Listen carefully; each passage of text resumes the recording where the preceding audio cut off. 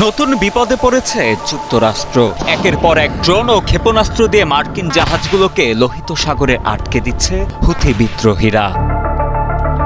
ফিলিস্তিনে নতুন করে ইসরায়েলি হামলার পর থেকে লোহিত সাগর, এডেন সাগর ও আরব সাগরে চলাচলকারী ইসরায়েল ও যুক্তরাষ্ট্রের পণ্যবাহী ৫০০টিরও বেশি জাহাজে মিসাইল ও ড্রোন হামলা চালিয়েছে হুথিরা। এমনকি B-2 স্টেলথ বোমারু বিমানের মতো অত্যাধুনিক যুদ্ধবিমান পাঠিয়েও কোনো কুল কিনারা করতে পারেনি আমেরিকান নৌবাহিনী। আর এতেই ভয়ে প্রায় ১১,০০০ নটিক্যাল মাইল পথ ঘুরে জাহাজ চালাতে হচ্ছে মার্কিনীদের। লোহিত সাগর হয়ে যে পথ যেতে আগে ২০ থেকে ১৫ দিন সময় লাগত, এখন সেই একই পথ যেতে তাদের সময় লাগছে অন্তত ৩৫ থেকে ৪০ দিন। ফলে বাড়ছে পরিবহন ব্যয়। একদিকে ট্রাম্পের শুল্ক নীতি, অন্যদিকে অতিরিক্ত পরিবহন খরচের কারণে এখন নাভিশ্বাস ওঠার দশা মার্কিনীদের। মার্কিন সংবাদ মাধ্যম ন্যাশনাল ইন্টারেস্টের একটি প্রতিবেদনের বরাতে জানা যায়, বিগত ২ বছর ধরে লোহিত সাগরে ইয়েমেনের হুথিদের সাথে টিকতে না পেরে অতিরিক্ত নৌ ফোর্স জড়ো করার নির্দেশ দেন মার্কিন প্রেসিডেন্ট ডোনাল্ড ট্রাম্প। কিন্তু সকল পরিকল্পনাই একের পর এক ব্যর্থ হওয়ায় বাধ্য হয়ে স্বাভাবিকের তুলনায় দ্বিগুণেরও বেশি পথ ঘুরে গিয়ে ব্যয়বহুল পথে ইউরোপে পৌঁছাচ্ছে জাহাজগুলো। আর তাই বছরের পর বছর নিজেদের নৌশক্তিকে নিয়ে গর্ব করা মার্কিন যুক্তরাষ্ট্রের অক্ষমতা এবার পুরো বিশ্বকে চোখে আঙুল দিয়ে দেখাচ্ছে হুথিরা। ২০২৩ সালের ৭ অক্টোবর ফিলিস্তিনে ইসরায়েলের হামলার পর অনেক মুসলিম দেশ চুপ থাকলেও চুপ থাকেনি ইয়েমেনের বিদ্রোহী গোষ্ঠী হুথি যোদ্ধারা। নিজেদের সক্ষমতা দিয়ে ইসরায়েলিদের সর্বোচ্চ জবাব দিতে ইয়েমেন সংশ্লিষ্ট লোহিত সাগর, এডেন সাগর ও আরব সাগরে চলাচলকারী ইসরায়েল, যুক্তরাষ্ট্র ও এর মিত্রপক্ষের জাহাজগুলোতে আক্রমণ চালায় তারা। তথ্য বলছে, গত প্রায় ১.৫ বছরে মিসাইল ও ড্রোন দিয়ে ৫০০টিরও বেশি ইসরায়েল, যুক্তরাষ্ট্রের পতাকা ও পণ্যবাহী জাহাজে আক্রমণ চালায় তারা। এর মধ্যে শতাধিক হামলায় সফল হয় হুথিরা।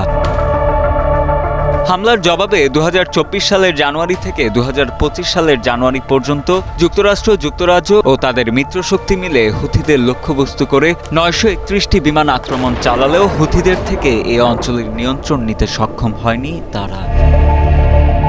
ইয়েমেনের হুথিরা অস্ত্র ও প্রযুক্তির দিক থেকে এতটাই এগিয়ে যে বিশ্বমোড়ল আমেরিকা বিগত ২ বছর ধরে লোহিত সাগরে পণ্য পরিবহন করতে গিয়ে পড়েছে বিপাকে।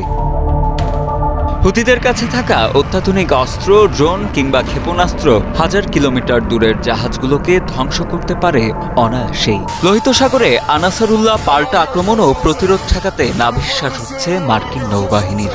একদিকে লোহিত সাগরে হুথিদের ভয়, অন্যদিকে বাণিজ্যিক জাহাজ পরিবহন নিয়ে টানাপোড়েন। মোট কথায় উভয় সংকটেই পড়েছে ট্রাম্প প্রশাসন। এমন পরিস্থিতি থেকে যুক্তরাষ্ট্র পরিত্রাণের কোনো উপায়ও দেখছে না বলে উঠে এসেছে মার্কিন গণমাধ্যমটির সেই প্রতিবেদনে। ন্যাশনাল ইন্টারেস্টের তথ্য মতে মার্কিন নৌবাহিনীর উন্নত ও ব্যয়বহুল বিমানবাহী রণতরী এবং জাহাজগুলো এ ধরনের যুদ্ধের জন্য উপযুক্ত নয় এবং নতুন অবস্থার সাথে খাপ খাইয়ে নিতে তাদের বছরের পর বছর সময় লাগতে পারে। মার্কিন নৌবাহিনীর ঘোষিত পরিমাণের চেয়ে অনেক বেশি পরিমাণ সমর শক্তি এনে জড়ো করেছে তারা। এমনকি হুথিদের আক্রমণ থেকে যুদ্ধ জাহাজ এবং বাণিজ্যিক জাহাজগুলোকে রক্ষা করার জন্য মার্কিন নৌবাহিনীকে লোহিত সাগর অঞ্চলে ২টি বিমানবাহী রণতরী পাঠাতে বাধ্য হয়েছেন ডোনাল্ড ট্রাম্প।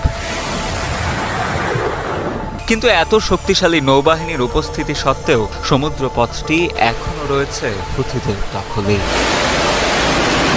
লোহিত সাগর বিশ্ব বাণিজ্যের জন্য এতটাই গুরুত্বপূর্ণ যে এই একটা পথ বন্ধ মানেই বিশ্ববাজারে পণ্যের দাম হু হু করে বেড়ে যাওয়া। এই রুটটি ইউরোপ, এশিয়া ও আফ্রিকার মাঝে সংযোগকারী একটি প্রধান নৌপথ। বিশ্ব বাণিজ্যের প্রায় ১২ থেকে ১৫% জাহাজ চলাচল করে শুধুমাত্র এই পথ দিয়ে, যা প্রায় $১ ট্রিলিয়ন সমমূল্যের। সুয়েজ খালের সঙ্গে যুক্ত হওয়ায় এটি দ্রুততম ইউরোপীয় এশীয় রুট হিসেবে ব্যবহৃত হয়। কিন্তু এই পথের বিকল্প রুট আফ্রিকার কেপ অফ গুড হোপ ব্যবহার করে যেতে সময় লাগে স্বাভাবিকের তুলনায় ১০ থেকে ১২ দিন বেশি এবং খরচ বাড়ে ৩০ থেকে ৪০%, যার কারণে বিশ্ব বাণিজ্যে শত শত কোটি ডলারের অতিরিক্ত ব্যয় গুনতে হয় রাষ্ট্রগুলোকে। আর এ কারণে বিশ্ববাজারে দামের অস্থিরতা দেখা দেয়। তাই বলা হয় এই পথের নিয়ন্ত্রণ যার কাছে থাকবে, বিশ্বকে হাতে রাখা তার জন্য অনেক ক্ষেত্রে ক্ষেত্রেই সহজ হবে, শুধু বাণিজ্যে কিংবা সামরিক ক্ষেত্রেই নয়, ধর্মীয় ইতিহাসেও এর গুরুত্ব পবিত্র কোরআন ও বাইবেল অনুযায়ী অনেক বেশি। এখানেই নবী মুসা আলাইহিস সালাম সমুদ্র দ্বিখণ্ডিত করে বনি ইসরায়েলকে ফেরাউনের হাত থেকে রক্ষা করেছিলেন। হুথিরা কি চায়? শিয়া মতাদর্শভিত্তিক গোষ্ঠী ইয়েমেনের হুথিরা সৌদি সমর্থিত ইয়েমেনি সরকারের বিরুদ্ধে দীর্ঘদিন ধরে যুদ্ধ করে আসছে। ইসরায়েল গাজা যুদ্ধ শুরু হওয়ার পর হুথিরা নিজেদের ফিলিস্তিনের পক্ষের প্রতিরোধ শক্তি হিসেবে উপস্থাপন করছে। এ কারণে তারা ইসরায়েলমুখী বা ইসরায়েলের মিত্র দেশগুলোর বাণিজ্যিক জাহাজ লক্ষ্য করে আক্রমণ করছে। সমুদ্রপথে হুথিদের সাম্প্রতিক আক্রমণ মূলত ইসরায়েল গাজা যুদ্ধের প্রতিক্রিয়া। যতক্ষণ না গাজায় হামলা বন্ধ হচ্ছে ততক্ষণ তারা লোহিত সাগরে ইসরায়েল কিংবা ইসরায়েলের মিত্র দেশের জাহাজকে আক্রমণ করবে। এটি যুদ্ধক্ষেত্রের বাইরেও ইসরায়েলকে চাপ প্রয়োগের একটি কৌশল। মূলত হুথিরা এই সুযোগে নিজেদের আঞ্চলিক প্রভাব বৃদ্ধি করতে চাইছে এবং ইরান তাদের এই কর্মকাণ্ডে মৌন সমর্থন দিয়ে যাচ্ছে, যার ফলে বিষয়টি এক প্রকার প্রক্সি ওয়ার হিসেবেও বিবেচিত হচ্ছে আন্তর্জাতিক পরিমণ্ডলে। জাহাজ চলাচল ব্যাহত হলে কোন কোন শিল্পখাত সবচেয়ে বেশি ক্ষতিগ্রস্ত হচ্ছে? লোহিত সাগর হুথিদের দ্বারা অবরুদ্ধ থাকার কারণে সবচেয়ে বেশি ক্ষতিগ্রস্ত হচ্ছে জ্বালানি খাত। মধ্যপ্রাচ্যের দেশগুলো, বিশেষ করে সৌদি আরব ও সংযুক্ত আরব আমিরাত বিশ্বের অন্যতম প্রধান তেল ও গ্যাস রপ্তানিকারক দেশ। এ অঞ্চলের জ্বালানি পণ্য ইউরোপে পাঠানো হয় মূলত লোহিত সাগর ও সুয়েজ খালের পথ ধরে। এই রুট অবরুদ্ধ থাকায় তেলবাহী ট্যাঙ্কারগুলো বিকল্প দীর্ঘ রুট ব্যবহার করতে বাধ্য হচ্ছে, যার ফলে জ্বালানির পরিবহন খরচ বেড়ে যাচ্ছে এবং এর প্রভাব সরাসরি পড়ছে বৈশ্বিক তেলের দামে। এছাড়া চীন, দক্ষিণ কোরিয়া, জাপানের মতো দেশ থেকে ইউরোপ ও মধ্যপ্রাচ্যে প্রচুর ইলেকট্রনিক্স পণ্য রপ্তানি হয় এই পথ দিয়ে। মোবাইল, ল্যাপটপ, টিভি, চিপসেট এসব পণ্যের ডেলিভারি বিলম্বিত হওয়ায় বিশ্বজুড়ে প্রযুক্তি পণ্যের অনেক সংকট তৈরি হয়। সবচেয়ে গুরুত্বপূর্ণভাবে ক্ষতিগ্রস্ত হয় গার্মেন্টস ও টেক্সটাইল শিল্প। দক্ষিণ এশিয়ায় বাংলাদেশ, ভারত, পাকিস্তান সহ আরও কয়েকটি দেশ ইউরোপে বিপুল পরিমাণ পোশাক রপ্তানি করে থাকে। সুয়েজ রুট বন্ধ থাকায় সেসব কন্টেনার জাহাজ এখন ঘুরে যাচ্ছে আফ্রিকার দক্ষিণ দিক দিয়ে, যার ফলে ইউরোপের বাজারগুলোতে অনেক ক্রেতা এখন অর্ডার স্থগিত করেছে, এমনকি দাম কমানোর জন্য চাপ দিচ্ছেন তারা।